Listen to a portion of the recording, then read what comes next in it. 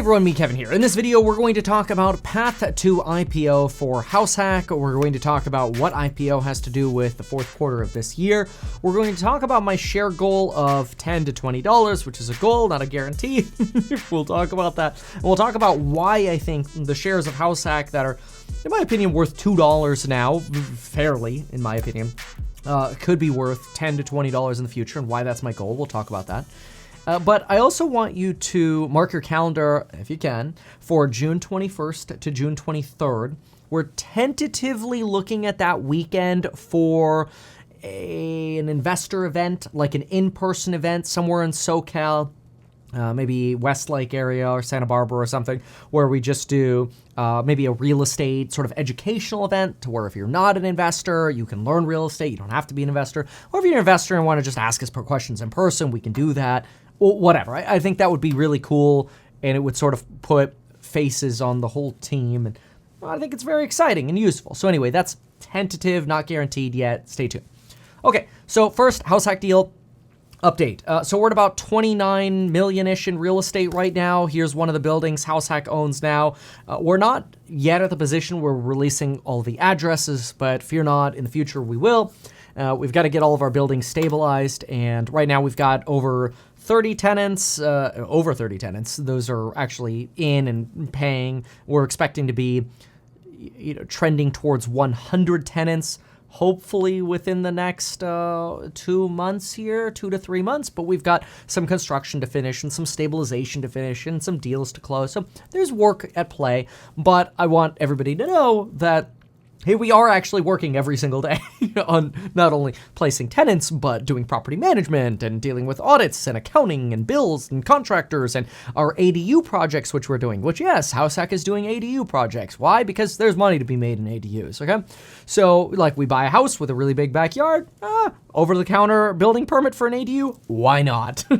So, these are things that we're doing for HouseHack, and it's just all sort of part of investing in a company is we're doing these things.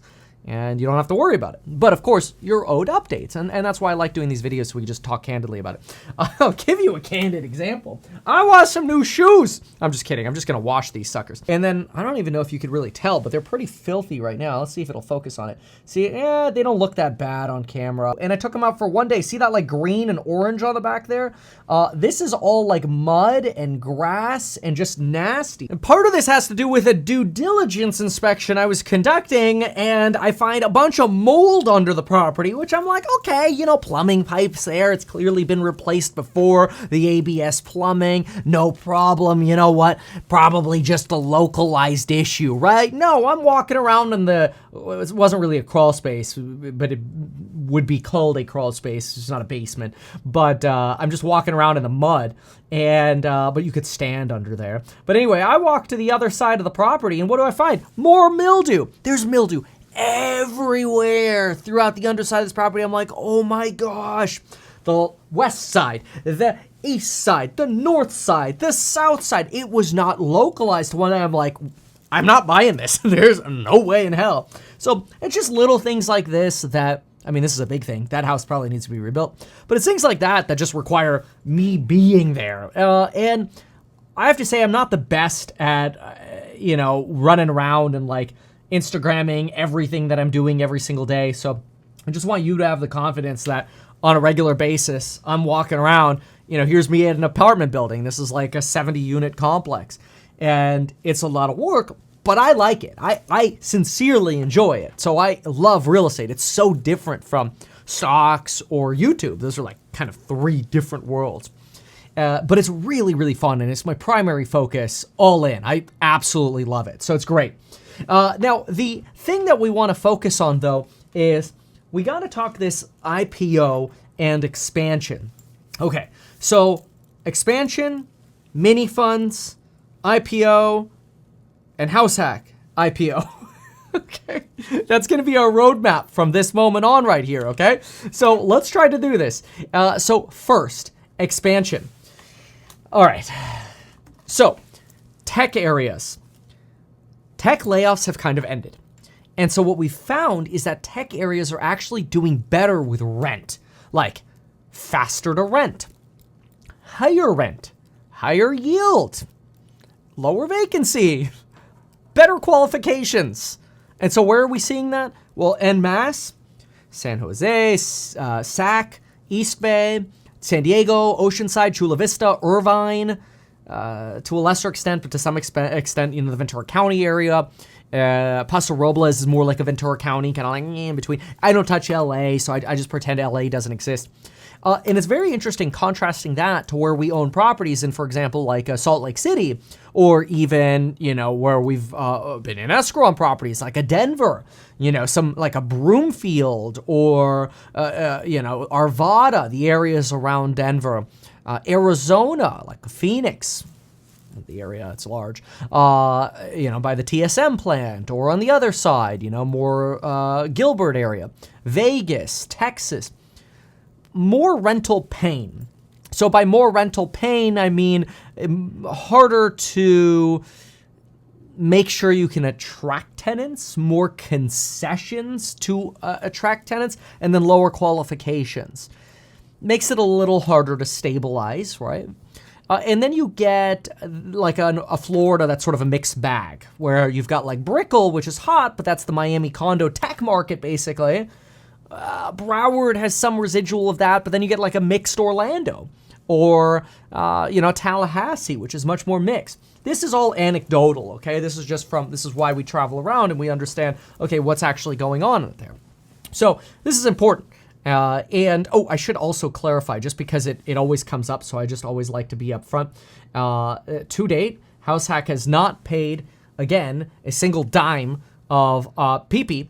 Now, one thing that I thought was really cool about this picture right here is you've got PP right here, but this plane right here, that's the Kardashian plane. That's crazy, man. Crazy. So anyway, okay. So I always want to make that clear. That is crystal clear right now. HouseHack has not paid a dime. But the point of this is, yeah, there are areas that are hotter than others. So obviously, as we're underwriting deal flow, we're able to give some benefit to some areas over others. And then there's also the proximity factor. It's easier for us to expand, as we said, from day one. It's easier to expand west to east.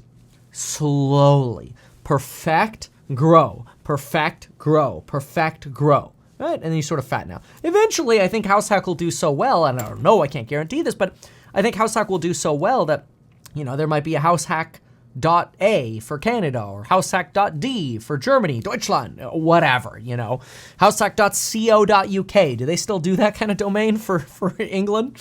Anyway, so those are all ambitions, but we have to do that carefully. So that's HouseHack ambition, and sort of a progress update on everything that's going on. Now, MiniFunds. Okay, all right. So let's break down MiniFunds and contrast that to HouseHack. So first of all, let's zoom out of everything for a moment, and let's just blatantly ask, if you wanted to diversify into real estate and you didn't want to deal with tenants and toilets, what do you do? Well, you could buy, a syndication, but then you have to pay 1% acquisition, disposition, annual management of the manager. That's asset management fee. A 35% waterfall, maybe 20% waterfall, 25, 30. That basically means if your property appreciates $100 million, you're giving like 20 to 35 of that away to the promoter, right? It's very expensive. You can invest in potentially high OpEx REITs. I see this a lot, where you look at certain REITs and it's like, oh my gosh, the operating expenses of this REIT are freaking insane. And it may as well be a fee because everybody's paying themselves a giant fat salary. So I personally see a massive opportunity in the space of streamlining how people invest in real estate. And so I've written down criteria that I think are very, very important to investors in actual real estate. So I'm not talking about HouseHack for a moment. HouseHack is a company that works in real estate. In my opinion, HouseHack is a growth company. So how do you make money off of HouseHack? by hopefully the shares going to 10 to 20 bucks, right? So if today they're, let's say, worth $2 and they go to 10, great, 5x. They go to 20, cool, 10x, awesome, that'd be great. What time frame? We can speculate. So when it just comes on that zoom out picture to owning real estate, what do you ideally want? Well, ideally you want no fees or low fees. Ideally you don't want, unstable rents. You don't want high vacancy. You want efficiently managed buildings. You also want quality real estate, right? You don't want to buy some junk that's like higher cash flow, but it's in a bankrupt town and somebody's selling you a cash flow figure that they don't even believe in themselves, because who wants to own in that bankrupt town? The value of the real estate is just going to evaporate. So you're getting cash flow, but then what you're really doing is you're taking it out of the life expectancy of the property. It's like a Charlie Munger cigar butt. You take a couple smokes and then you toss it away because it's trash. So there's that balance. Okay. So fees, stability, cash flow, part of the stability there. But you also want quality assets that can appreciate, go up in value over the longer term. But then what people also usually want is liquidity. Okay. So, damn, those are a lot of asks, right? Wait a minute. How am I going to get cash flow, appreciation, low fees, liquidity?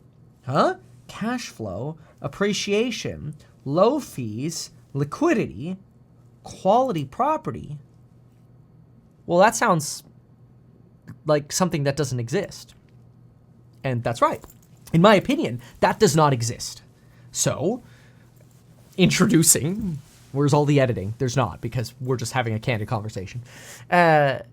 What I think will be phase 2, which is some form of publicly listed, hopefully, entity that can IPO this year, 2024, not HouseHack, the mini fund, that provides liquidity so you can buy and sell it on Robinhood or TD Ameritrade or I don't know, whatever you want, whatever Webull, whatever. It's just like a ticker. And then you go, I want it, I don't, Okay. It has a dividend yield. So it has liquidity. It has a dividend yield. It represents something that's easy to value. So like if you owned this and there was a list associated of all the properties, you could look at it and go, oh, look at that. It's kind of like a transparent ETF, but transparent real estate. So you go, look at that. I can every day just look at the value of all the properties, compare that to the book value of what the stock is trading for. And if it's trading for a discount, go buy the dip on something you know the book value of. How cool is that? And then you go, wait a minute. No AUM fees, no syndication fees, no bloated OPEX, very low OPEX potentially no OPEX, depends how we structure it, right? That's all to be determined. And so now all of a sudden you have cash flow, quality assets, appreciation, right? The value of the stock can go up over time as the value of the properties goes up and the book value goes up, which you can track. And you have liquidity and cash flow. Wait, that sounds amazing. Well, that's my opinion. I don't know if people are actually going to like it, but I think if HouseHack can pull off having a child, a mini fund, and do that, then we create something that doesn't exist today. The transparency, the quality, whatever. It's like, again, a transparent ETF, but for real estate. It's not an ETF structure either. It'd probably be something else, like a REIT or whatever. But that doesn't matter. So this is really interesting because then the question becomes, well, would you buy a ticker of real estate if you wanted to diversify into real estate, if you could look up all the addresses, check the book value, have liquidity, have cash flow, have good management, quality tenants in locations that are high quality locations that we think will go up in value in the future? Which ironically, in my opinion, that would be probably initially more left-leaning areas because they're so incapable of building that you're actually hedged. It's the great irony, okay? People are like, oh, invest in real estate in red states. I'm like, I'm just gonna build more. You get diluted. This is not a political video. You know that. This is just like logically. I think Republicans are like, oh, damn, that's right. And I think Democrats are like, oh, it's actually a good point. It's like, I think everybody can agree with that. People haven't figured out how to build in blue states. But anyway, so this then becomes a very interesting product that I think can be replicated across the world, frankly. I think you could see this product built out in China, in the United Kingdom, in Germany, in Canada, whatever, in America. It doesn't matter, right? So that's great. So how does HouseHack fit into that? Like, what does HouseHack do? Well, what HouseHack does is HouseHack's like the enabler. HouseHack creates the product. And then the mini fund is a way to invest in a diversified version of that product. So let me put it this way. Okay, this is gonna seem a little weird, okay? Let's say you every piece of strawberry represents a house, okay? A property. Well, you can go buy that real estate yourself, and then you have, one strawberry. If one tenant leaves, it's vacant. Darn. What's the liquidity of this? Well, you gotta hire a real estate agent. I gotta do the inspections, the due diligence. I gotta deal with the tenants. I gotta deal with the text messages, the headache, whatever. By the way, another thing, we think we found a way to make it so you could 1031 into what we're describing. That's a game changer. So stay tuned for that. HouseHack gets the benefit from all of this, This is great. So anyway, okay, cool. So you have one thing here. Okay, cool. One tenant leaves, it's gone. No problem. So wouldn't it be nice to be able to invest in, a whole bundle of slices of strawberries? And so you swipe up and you get, a little sliver. Like this is all divided up into little slivers. And then you have liquidity. It can be freely traded, whether it's through blockchain or whatever. It doesn't matter. It's you have ownership of this. This is fantastic. And then you don't have to deal with this. Kevin's holding it. Kevin's getting the boots, the shoes he shouldn't be wearing in muddy houses dirty. I actually think I have paint. I do. See that? Look at this. This is from the Daily Job. Paint. I probably leaned up on an edge there of wet paint or something. It kind of looks exactly like that. Real estate. It's exhausting, but I love it. Okay, so that's great. But how does HouseHack fit into it? Okay, yes. HouseHack fills this. Okay, that's what HouseHack does. So an investor in HouseHack is an investor in a company that is filling this bucket with product. We're like the manufacturing company. We're the machine that's getting all this ready. It's washing the fruit, stabilizing the property. It's cutting it up, renting it out, right? We're doing all of that. The more we can do that as HouseHack, the more we can give, these to mini fund structures, and mini funds can buy them for all the benefits that we mentioned with mini funds. HouseHack makes money between what it costs us to do all of this and what the mini fund pays for it, which should be fair market value. So like you should be able to look at the mini fund and go, okay, here's a house that's worth 500K. You look at the Zillow comps and you're like, yeah, that's fair. It's worth 500K. Okay, well, what if it cost HouseHack $700,000 to give you that 500K property in the mini fund? It's still a 500K property, so you pay 500K for it, which means HouseHack takes a 200K loss on that property, right? Okay, vice versa. What if HouseHack was into the deal for 400 and it sold it at fair market value for 500? Well, you get a fair market value deal on a mini fund. The liquidity, the quality, the stabilization, the cash flow, the appreciation, all right, the diversification, all of that, fair market value, it's the same price. But we just made some money. In that case, it'd be 100K, right? That's how HouseHack makes money. HouseHack makes money by cycling that machine over and over and over and over again. That's a lot of work because it means we take on all of the tenants. But it also means that as the manager of the bucket of fruit, so to speak, we are controlling all of these tenants. We deal with all the messages, the inquiries, the headache, all of it. We're managing all of this. And the more we do it, the more our headache grows. So we have to do that with scale in mind. That's very important. We have to be able to be in different places. We have to grow with payroll. So we have to grow into the payroll we have right now. I've said it before. I'll say it again. Our payroll's way too high right now for the amount of properties we have. But what I'm doing is training people so that when, and this is going to happen really fast, we slingshot and we have more properties than we have labor for, we actually have people who are able to train other people. That's really important. You have to kind of like take my brain, have me working with people so they can multiply, and then you know, they can take those ideas and, well, yeah, multiply to other people. That's what we do. Anyway, okay, so HouseHack's goal is, can we get really good deals? Can we have good property management? Can we have good construction, renovation, deal finding, contract negotiation, liability protection, all of that? MiniFund is, hey, do people want a fair market value deal, cash flow appreciation, diversification? No fees, right? Okay, now, timing. I believe that we can IPO a MiniFund this year. No guarantees, but that is a big deal. I want to go ring the bell at the New York Stock Exchange or push the button at NASDAQ for the MiniFund this year. That's the goal. And I hope you love that vision. And if you're an investor in HouseHack, the best thing that you could do to help us is also invest in the MiniFund. And that is not like, it's not like we're looking for like a sympathy buy. It's just, we want that to go really, really well because it enables more cycles, right? So we all have to be a team, and it's like, yes. Okay, I'm not trying to sell you something. I don't want to start getting in trouble with like FINRA or the SEC or whatever. I'm just saying that would be good for HouseHack. Whether it's good for you personally or whatever, that's your decision. This is not personalized financial advice. Duh. Okay.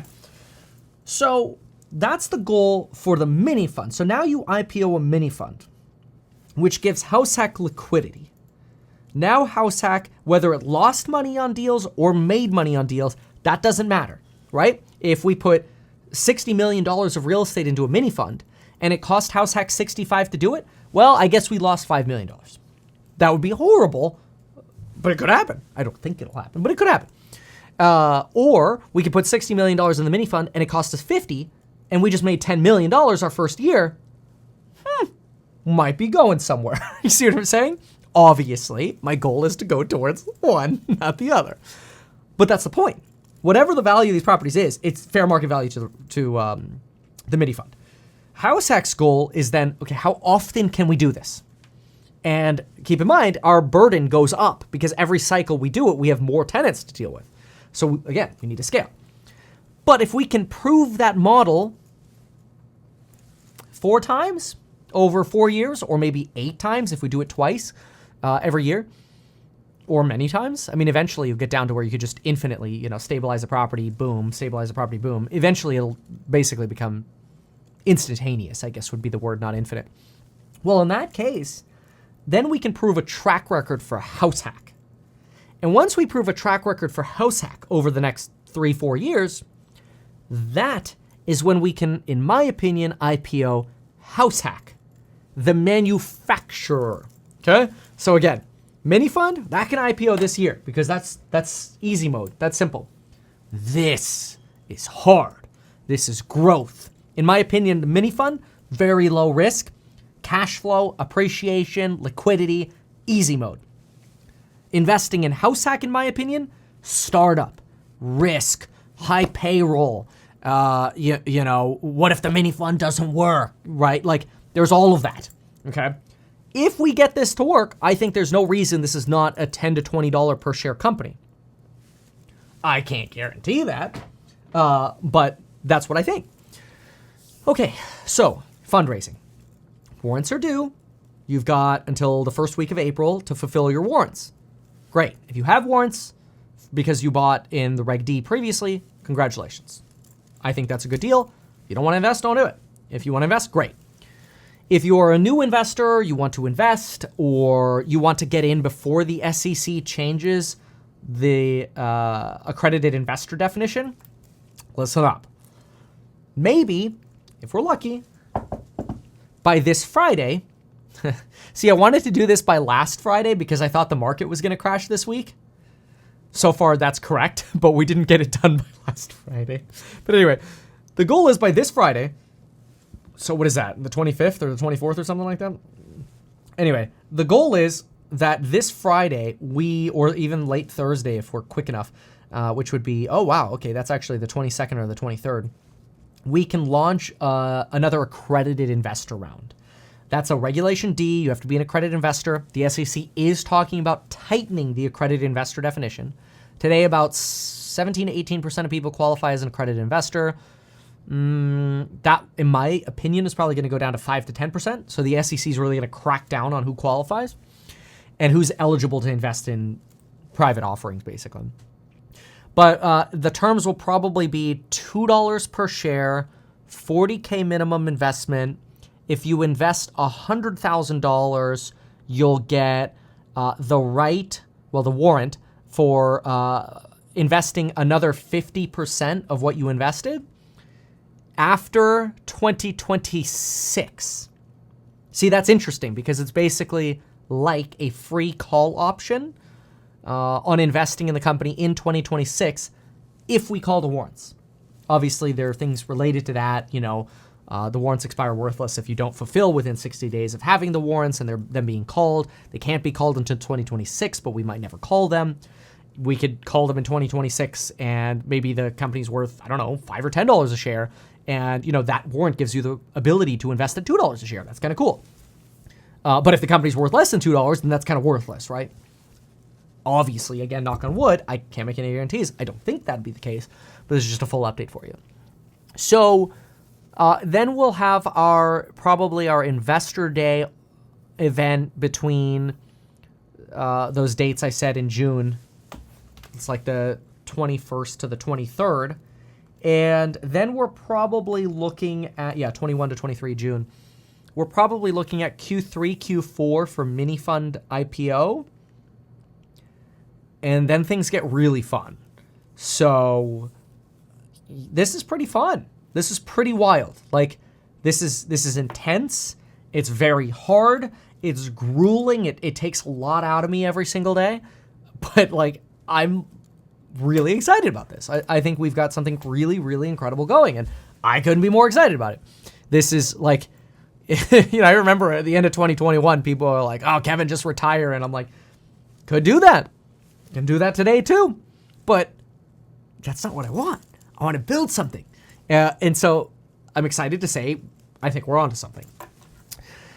So, and team's been really great too, by the way. Okay. What else?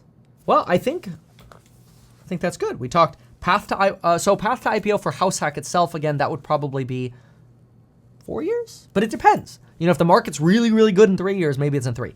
And if it's not so good, maybe it's 6 or 7. Hopefully it's this decade is my goal. So we talked path to IPO. Obviously, $10 to $20 per share is my goal. I can't guarantee that. Gave a little bit of an update on the real estate, the eastward expansion. We talked mini funds, a lot more clarity on the mini funds. I personally think it would make sense for somebody who is an investor in HouseHack. This is what I would be thinking. To really be thinking long and hard about, okay, do I want to participate in the next Reg D at $2? And do I want to exercise my warrants? Big deal. Both of those are a big deal. Then if you are a Reg A investor, so you're not accredited, the thing that I would be thinking about, or you're accredited, both cases, I would be thinking about that mini fund IPO. I would really be thinking about, okay, do you want to be an investor in that? Do you want to participate in that? Do you want to swipe up on that and own the underlying, right? Keep in mind, some people might feel like, wait, are you being sold the same thing twice? Keep in mind how that works. HouseHack is an investment into the company itself, the operating company, the manufacturer. The mini fund is investment into the underlying real estate, which means when you make that investment into the underlying real estate, HouseHack gets cash. So it's both go up, right? That's the idea. So HouseHack has cash, which then lets it go buy more deals, make more strawberry slices, so to speak. If that's not clear yet, leave me some comments down below because I think I've been really clear, but maybe it wasn't. Obviously, as we get closer, there'll be, financials and audits and investment bankers and addresses and all these minutia details. I turned the camera on 30 minutes ago. I'm like, let's provide an update to investors because I think it's been long enough and you deserve an update. So here you go. Again, warrants due. Mark the calendar for June 21 to 23.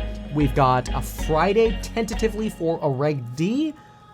Why not advertise these things that you told us here? I feel like nobody else knows about this. We'll try a little advertising and see how it goes. Congratulations, man. You have done so much. People love you. People look up to you. Kevin Paffrath there, financial analyst and YouTuber. Meet Kevin. Always great to get your take. Even though I'm a licensed financial advisor, real estate broker, and becoming a stockbroker, this video is neither personalized financial advice nor real estate advice for you. It is not tax, legal, or otherwise personalized advice tailored to you. This video provides generalized perspective, information, and commentary. Any third-party content I show should not be deemed endorsed by me. This video is not and shall never be deemed reasonably sufficient information for the purpose of evaluating a security or investment decision. Any links or promoted products are either paid affiliations or products or services which we may benefit from. I personally operate an actively managed ETF and hold long positions in various securities, potentially including those mentioned in this video. However, I have no relationship to any issuers other than HouseHack, nor am I presently acting as a market maker.